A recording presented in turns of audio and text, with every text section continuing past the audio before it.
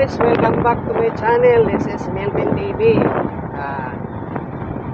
Aanoin ko ngayon doon guys, yung nakaparada doon sa pilahan. Tingnan natin kung nandun pa. Double parking.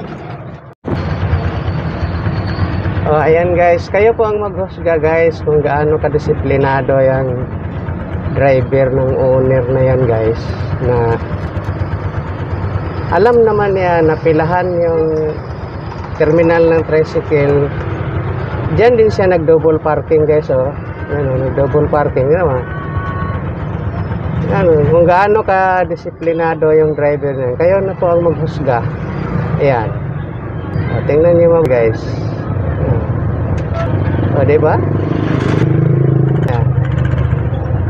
Ayan, lalapitan natin guys. Kasi papunta na rin ako doon. Ayan, tingnan niyo po. Kung gaano kahirap liliko ka pa eh. Oh, ayan oh, owner na yan. Double parking. Ay, terminal dito eh. Diba? Kayo na pong maghusga kung ano masasabi niyo. A few moments later. Oh, ito pa isa. Nakabiyahe lang ako isang beses, pagbalik ko ayan naman, nadagdagan na naman ng isang van. Oh, tingnan niyo yung van, dumugtong din doon sa isang owner. Ang galing talaga naman, Diyos ko po, mga driver na to. Oh, dumugtong sa owner yung van. Oh, ano masasabi niyo ngayon diyan?